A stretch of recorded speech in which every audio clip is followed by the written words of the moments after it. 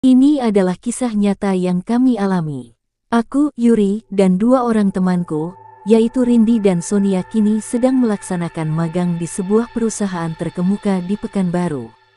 Kami adalah siswi kelas 2 sebuah SMK swasta. Untuk menghemat biaya transport, maka kami mencari kosan yang dekat dengan tempat magang kami. Pada awal kami menempati kamar kos ini, kami tidak merasakan hal-hal aneh yang terjadi.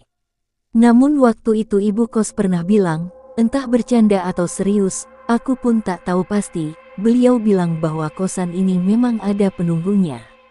Karena mengira ibu kos hanya menakut-nakuti kami, maka kami pun tak ambil pusing.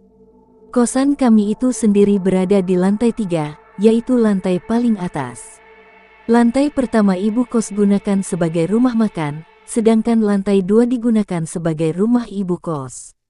Menurutku, lantai 2 inilah ruangan yang paling ngeri karena hanya sedikit bagian yang digunakan sebagai kamar, sedangkan sebagian besar dibiarkan kosong. Anehnya, di situ tertumpuk barang-barang yang entah punya siapa. Waktu itu pernah kami tanyakan pada ibu kos, tapi beliau tidak mau memberitahu. Kamar kos lantai 3 sendiri terdiri dari 6 kamar dan hanya 3 kamar yang terisi. Suasana yang gelap membuat kami lumayan deg-degan untuk tinggal sendiri. Namun beberapa bulan berlalu, akulah yang paling sering tinggal sendiri di kosan saat teman-temanku pulang ke rumah. Dan sejauh itu, aku tak merasakan ada hal aneh. Kakak kos kami yang kamarnya bersebelahan dengan kami pernah bercerita bahwa di kosan ini sering terjadi penampakan. Pada awalnya kami tak percaya, namun setelah mereka pindah, suasana bertambah sepi dan mengerikan. Dari kamar samping yang kosong, kami sering mendengar sesuatu sedang menggaruk-garuk dinding pembatas yang hanya terbuat dari tripleks. Suara garukan itu begitu keras, sehingga kami bisa menebak bahwa kuku makhluk itu panjang-panjang. Hal itu sering terjadi tak peduli siang ataupun malam. Puncaknya kami pun sering ketakutan, apalagi saat kami hanya bertiga di kosan itu. Aku merasa jauh lebih ketakutan saat Sonia menceritakan pengalaman yang menakutkan. Kejadian itu terjadi saat Sonia akan mandi. Kamar mandi itu sendiri lumayan jauh dari kamar kami. Untuk sampai ke sana harus melewati beberapa kamar kosong. Sebelum kejadian ini, dia memang sering mandi malam. Waktu sudah menunjukkan pukul 21 saat dia mengambil handuk dan berjalan ke kamar mandi. Di dekat kamar mandi itu terdapat sebuah jendela kaca. Dia bercerita bahwa ia melihat sesosok genderuwo yang menatap tajam ke arahnya lewat jendela itu. Bisa kalian bayangkan seberapa besar dan tingginya makhluk itu hingga kepalanya saja tampak di jendela lantai 3 kamar kami. Gara-gara takut, akhirnya Sonia tak jadi mandi, ia hanya mencuci muka lalu balik lagi ke kamar. Beruntung, saat melihat makhluk itu, Sonia tidak menjerit. Aku takut kalau aku jerit kalian juga akan ketakutan, katanya. Wah, temanku yang satu ini lumayan berani juga.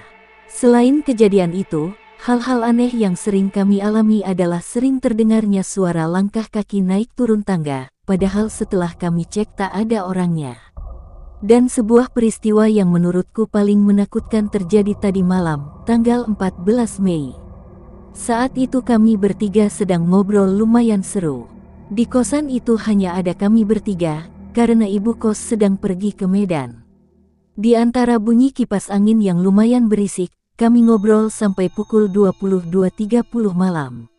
Aku sendiri tidak ingat bahwa malam itu adalah malam Jumat. Saat aku dan Rindi sudah mulai terlelap, tiba-tiba Sonia menutup telinganya dengan bantal dan berkata, "Ih, pasti kayak gini," teriaknya. Karena merasa terganggu, aku dan Rindi langsung membentak marah pada Sonia.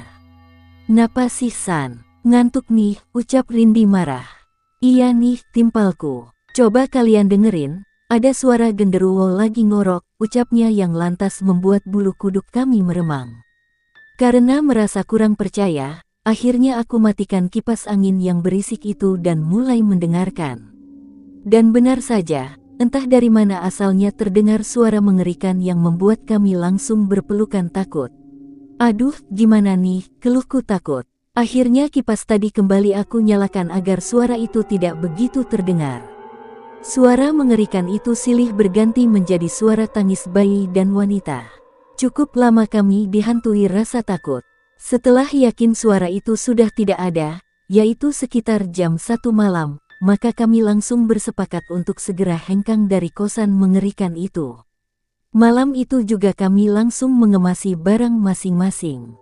Kami bertekad akan pergi sepulang dari magang. Kira-kira jam 1 lewat, kedua temanku sudah tertidur, sedangkan aku tidak bisa tidur sama sekali. Kembali aku dihantui rasa takut saat tepat di depan kamar kami terdengar gaduh yang datang tiba-tiba entah dari mana. Aku takut banget dan rasanya kepingin bangunin teman-temanku, tapi aku kasihan pada mereka yang baru saja tertidur. Jadilah aku ketakutan seorang diri. Pada pukul 4 pagi, akhirnya aku tertidur setelah mengalami peristiwa menakutkan itu. Pagi harinya saat tiba di kantor, kami bercerita pada bos kami dan beliau berkata, tadi malam kan malam Jumat Kliwon. Dek, kami baru ingat, ternyata tadi malam memang malam Jumat Kliwon. Hari itu, aku pulang lebih dulu karena temanku masih ada tugas. Aku segera bersiap, karena cowokku akan segera menjemput untuk membawaku pergi dari tempat yang sangat angker itu. Itulah sekelumit kisah yang kami alami di masa pertama kami jauh dari orang tua. Bagaimanapun, ini adalah sebuah pengalaman yang berharga untuk kami.